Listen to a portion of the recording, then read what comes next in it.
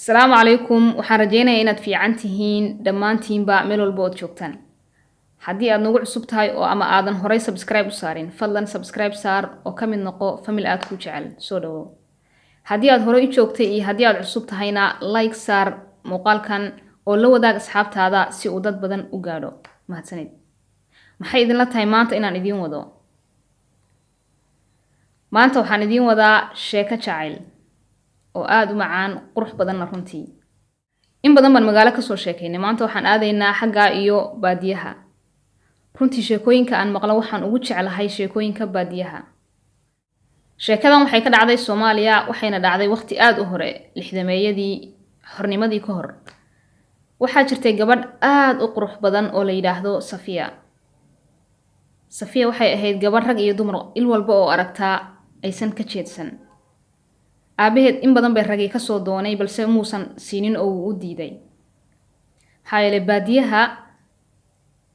gabdhaha barigii hore waa la gadan jiray horta baadiye iyo baladba laakiin baadiyuhu waxay kaga sii duwanaayeen baladka ama magaalada kaga duwanaayeen inay kala qaataan xoolo baadiye magaalada waxa la kala qaadan jiray lacag iyo waxba la kala qaadan jiray laakiin baadiyaha waxa la kala qaadan jiray xoolo aabaha dhala marka gabadh aad u qurux badan kor buu ka xisaabsaday wuxuu dhahaa gabadhaas waxaad u siinaysaa ninkii ku keena geel badan iyo xoolo badan oo waxa la kala qaadan jiray yarad marka Safiya nin walba oo soo doona aabaheed waxay isku jiidi jireen oo ugu diidi jiray yaradka wuxuu dhahaa 100 halaad iyo baarqabkoodii iyo qori nin aan ka bixin gabadhayda kuma darayo maalmaha kamid ah Safiya waxay soo aaday ceelka darba iska meydhanaysay meel ceelka xoogaa yar ka durugsan oo geed agtiisa abay dhar iskaga meydhanaysay iyadoo dharkii iska meydhanaysa baa waxaa arkay wiil dhalinyaro ah oo isna geela ka waraabsanayay ceelkaas oo magaciisa la yiraahdo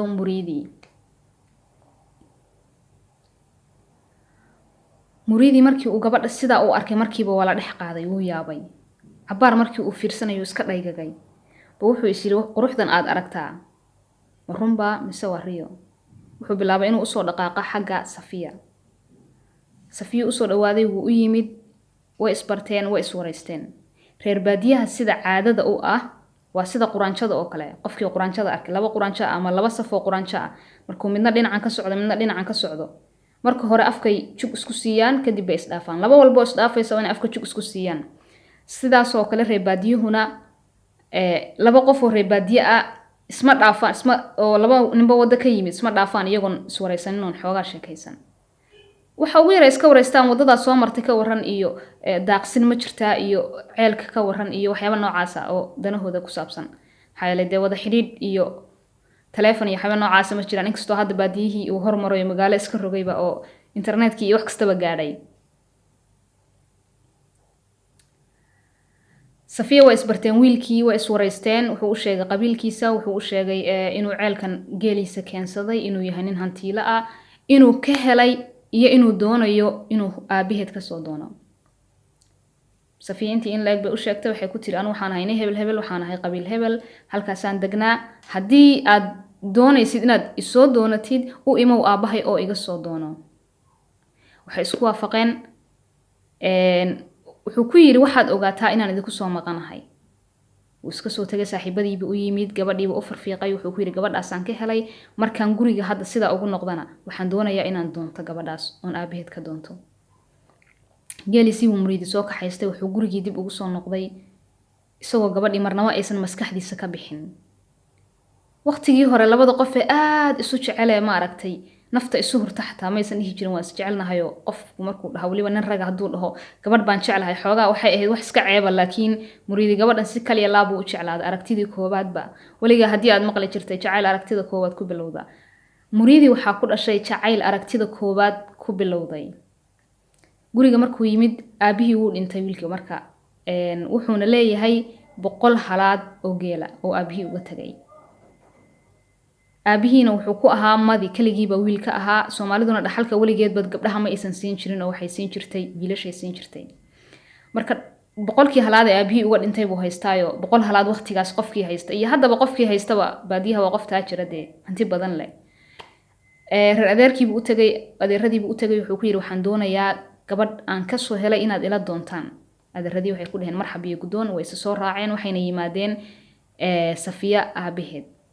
markii la iswareystay kadib waxay u sheegeen inay gabadhiisa ka soo dooneen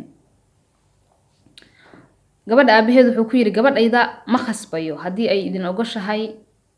ay wiilka ogolaato waan siinaya waan ku darayaa hadday diidana nasiibkiina qabtaan gabadhiisii buu dib ugu noqday sidoo uu weydiiyay ninkan doonaysay in kale waxay ku tiri aaba ninkan waan is aragnay waan is baranay wuxuu igu yiri waalidkaaban ka soo doonaya anna waxaan ku iri haddaad i doonaysid waalidkayga iga soo doono diyaar baan u ahay guursanaya waa la wada hadlay waxaa laga wada hadlay marka sidii caadada ahayd laba qof oo wax kala gadanaysa camal gorgortan yaradka gabadha laga bixinayo wuxuu ku yiri 100 halaad iyo baarqabkoodii iyo qori haddii aad bixisid gabadhaada iskale hambalyadan ku hormarinaya anna kasteeda iyo yaradkayga iisoo diyaari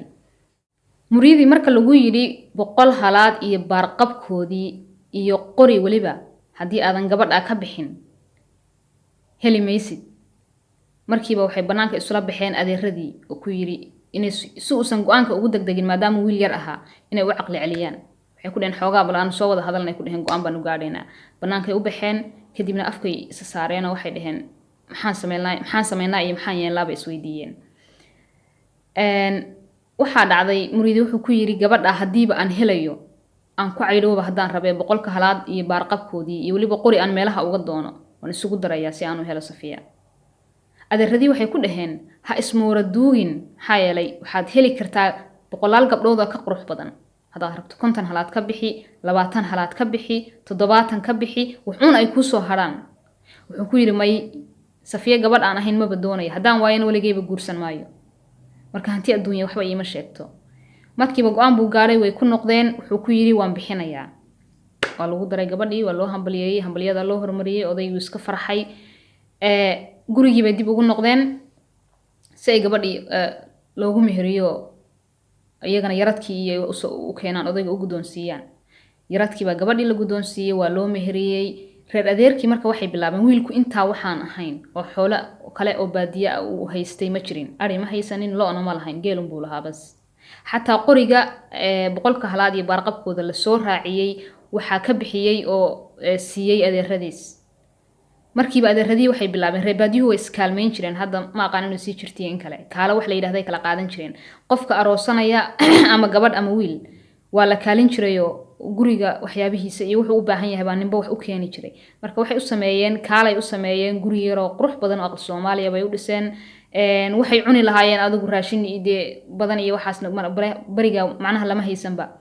wixii adigu la awooday baa loo keenay guri yar oo qurux badan baa loo sameeyay gaafir baa loo sameeyay gabadhii baa loo soo hooyiyay reerkii way iska dageen waa loo faatixeeyay adeeradii waxay isugu soo dardareen reer baadiye degan oo reer baadiye ah on xiradooda xoolo ka soo baxaynin de waxay reer baadiyuhu ku nool yihiin baa waxay tahay cad iyo caano marka haddaysan xoolo ay marna qashaan marna caanahooda cabaan aysan haysan baadiye laguma noolaan karayo bas adeeradii waxay isugu soo dardareen xoogaa dhowr neef oo adhiya oo iska listaan oo shaaha ku cadaystaan intii bay marka reerku iska haysteen dhowr bilood marka arooskoodii laga soo wareegay reerkina meesha ay iska degan yihiin ay markii horeba dageen ay ku aroos galeen baa waxaa soo martiyay oo u yimid si lama filaana gabadha aabaheed waa xilli barqa ah meel dheer markay ka aragtay gabadha indhaheedii baa aamini waayeen marna way faraxday oo aabaheed muddo aysan arag bay aragtay marna way naxday oo guriga aabaheed markuu yimaado koob biyo un bay siin karaysaa wax ka badan ma siin karto shaahna ma siin karto xaal guriga wax uma yaalaan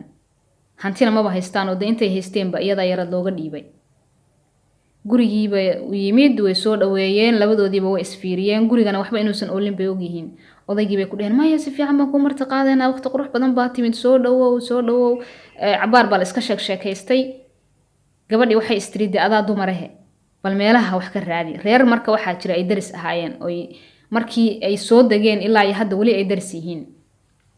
reerkii bay aadisay xoogaa caleenta shaaha lagu daro iyo sokor ay shaah ugu samayso iyo bal xoogaa yaroo hiliba neef intay u qalaan ama wuxuun adigu meelaha ugu soo macajileeyaan ay reerka ay aabaheed ku soorto caawa maadaama caawa la joogayo oo barina ka sii tagi rabo reerkii markay tagtay waxay weydeen naagtii reerka waxaana joogay odaygii reerka iska lahaa waxay ku tiri aabahay baa ii yimid meel dheer buu iiga yimid mana hayo waxaan ku sooro ee waxaan u baahanahay xoogaa caleena iyo sokor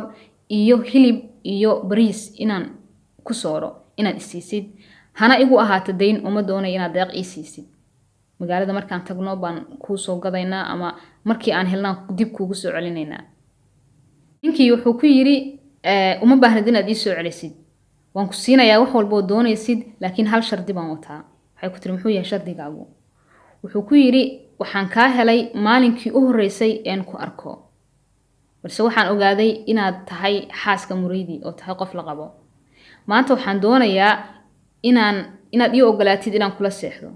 gogol dhaaf kula sameeyo anaan ku siinayaa wax walba oo u baahan dibna ha igu soo celin oo deynkugu ma aha gabadhii way yaabtay xaggay fiirisay cabaar bay aamustay way fikirtay waxay istiri reer kale oo daris yihiin ma jirto inta iyaga ka tagtay ay kuwaas aaday wax ka doonato cabaar markay fikiraysa waxay tala ku goysay waxay ku tiri dib ma lahan waa okay waan ogolahay laakiin waxay ku tiri hadda waxaan u baahanahay adiguna waxaad ii timaadaa caawa markay waqtigaas tahay ii imow guriga iigu imow reerka wax salaamaya iska dhig aabaha iyo ninkayga wax salaamaya iska dhig kadibna horay u sii bax anna waan kaa daba imanayaa sidii bay isku waafaqeen raashinkii ay ka soo qaaday bay waxay bilowday inay kariso inay aabaheed martisoor qurux badan u samayso waa la iska sheekaystay waxaa la gaaray habeenkii waa la iska casheeyey markii la casheeyey kadib iyagoo meesha iska fadhiya baa waxaa u yimid ninkii dariskooda ahaayoo sidan usoo maray oo wuu salaamay markuu salaamay buu ku yiri aabaha baa yimid oo odaygiiba isbarteenoo wuxuu ku yiri waan idinka tegayaa waan sii soconaya marka waxay ku dhaheen maya ha sii soconin soo fadhiisto shaah iyo waxbaa laguu keenayaay way khasbeen marka inuu fadhiisto bay ku khasbeenoo waxay dhaheen maya ilaa inaad fadhiisatidoo shaah iyo cabtidood cabaarna la sheekaysatidoo wuu iskaga khasbanaa wuu iska fadhiistay markuu iska fadhiistay ee cabaar la iska sheekaysanayay gabadhiina ay cabaar aamusnayd bay markii dambe qososhay cod dheer bay ku qososhay aad bay u qososhay aabaheed baa ku yiri maxaa kugu dhacay qosolkeedii bay sii wadatay cabaar markii qoslayso yaabanaayeen iyagiina ba waxay ku tiri waxaan la yaabanahay saddexda nin ee dunida ugu doqonsan bay tiri waxa aniga ila kulmiyey way isfiiriyeenoo way yaabeenoo ninkeeda ku yiri maxaad ka wadaa waxay ku tiri doqonka koobaad bay tiri waa ninkayga bay tiri oo 100 halaad uu dunida ka lahaa naag yarad uga bixiyay ee isu muura duugay ee meel cidla soo fadhiistay waxay tiri doqonka labaad waa aabahay oo waxay tiri gabadhiisii iyo ninkii gabadhii ka guursaday sodoga uu ahaa intuu xoolo lahaaba xiradiisa ka mariyay kala baxay qaatay isagoo og inta inaysan waxba in kale u wehelinin oo baday inay gabadhiisu ku noolaato nolol yaro faqri ah oo aroortii wax haday quraacdaan aysan qado waxay ku cunaan aysan haysan ama aysan cashaynaynin oo laga yaabo 24 saac inay hal mar wax cunaan oo baday nolosha noocaasa ninkeedii markuu yara farxo wuxuu isiri markii hore wuxuu u maleynayay inuu doqonka kaliya inuu isagu yahay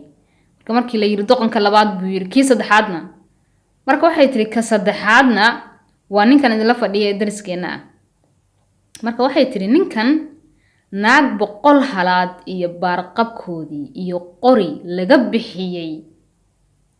buu wuxuu doonayaa inuu kula seexdo oo dhaafsado in yaroo raashin oo hal mar la karsado macqaligay galaysaa waligay 3 nin oo idinka doqonsan ma arag odaygii uu yaxyaxay marada ka dhacday wuxuu sameeyo garan waayay marka meeshiiba wuxuu ku yiri may aab xoolihii baan idin soo celinayaa bad baan idin soo celinayaa xoolihii gidi ma wada soo celinayay laakiin xoogaa buu u soo celinayaa reerkii raba inuu dib ugu soo celiyo sidii buu ku yiri xoolihii baan dib ugu soo celinayaa ninkeedii markuu maqlay naagtan isu mooro duugay hantidiisii oo dhan dhaafsaday naagtaadi nin baa haweysto doonayo inuu gogol dhaaf la sameeyo ninkii buu caydsaday kiina markii lagu yiri doqonkii saddexaad baaba tahay buu bacagaha wax ka dayo cararay kana uu ka daba cararay uu caydsaday wuxuu yiri ninka markaad meel ku soo hubsateed ka ka siiso gurigaaga dib ugu soo noqo labadii nin markay is caydsadeen gabadhii aabaheed way ismac salaameeyeen odaygii habeenkiiba reerkoodu ka hoyay reerkii uu ka hoyday uu iskaga tagay gurigiisii buu iska aaday odaygii wuxuu bilaabay inuu xoolihii dib ugu soo celiyay reerkii qayb kamida oo reerkii de iskaga noolaadaan noloshooda ku raacdaan ninkii markuu ninkii orod ku gaari waayay reer adeerkii uu tagay wuxuu ku yiri tol iyo qaraabo hadaan nahay naagta intaas oo geela aan ka bixiyey ninka haweystay haddaan tolnahay hala ii soo qabto haddii kale waan idinka taloobaya anugu iyagana xoolihii baa loo soo celiyey muriidii iyo safiyo kadibna waxay ku wada noolaadeen nolol caadi ahoo dadku nolosha ku nool yahay ay heli karayaan xoolo ay leeyihiin oo aysan u baahnayn inay dariska soo baryaan oo aysan u baahnayn inay ka fikiraan quraac hadday cunaan qada waxay ka dhigan lahaayeen ama casho waxay ka dhigan lahaayeen haddaan halkan isla soo gaadhnay ood sheekadan dhammaysatay waan kaaga mahadcelinayaa muuqaalkan haddaad ka heshay suulka saar si aad noogu soo biirto ood nooga mid noqoto fadlan subscribe saar wixii fikir iyo ra'yi isweydaarsiya ama aad jeceshahay inaad nala wadaagto ama aad channelkan ku aragto qaybta hoose ee faallada noogu reeb waa inoo muuqaalka kan xiga insha allah nabad iyo caafimaad baan idinka tegay asalaamu calaykum waraxmatullahi wabarakaatu